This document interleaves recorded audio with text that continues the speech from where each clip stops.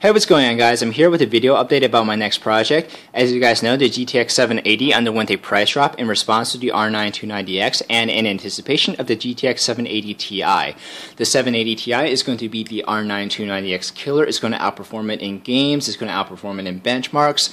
Maybe not at 4K, but it's going to be substantially better than the R9 290X at most resolutions that people play at. But it's also going to be much more expensive. It's going to be $700 for the 3 gig video RAM model. There is also going to be a 6 gig video RAM model, and there's going to be a 12 gig video RAM model, which looks to be for those who do a lot of AutoCAD and are looking for a budget option instead of getting something like the Ares or some of those Quadro type workstation cards. So why did I get two GTX 780 Lightning editions from MSI instead of waiting for the 780 Ti?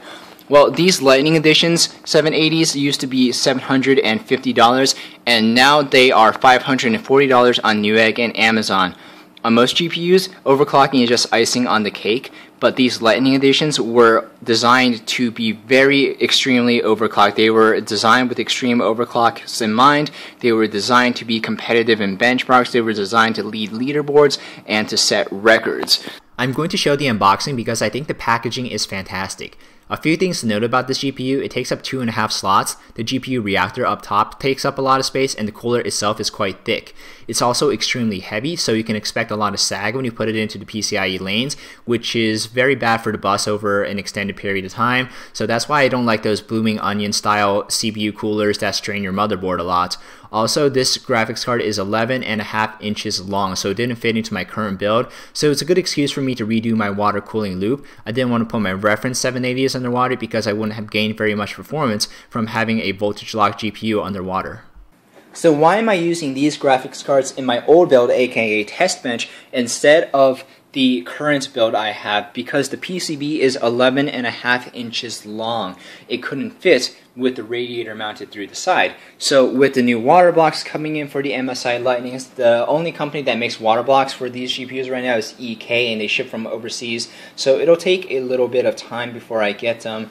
But when I do have these in my water cooling loop, the goal is to mount this 360mm radiator up top. In theory, if I change this fan to a 120mm radiator, I should be able to fit this up top where it should be if I use right angle fittings for the tubing. I also have another 240mm slim profile radiator to mount through the fan hinge for another radiator, but if it doesn't fit, it's not the biggest deal in the world. So that's my next project, is to include these guys in my water cooling loop. I hope to be able to finish before the weekend.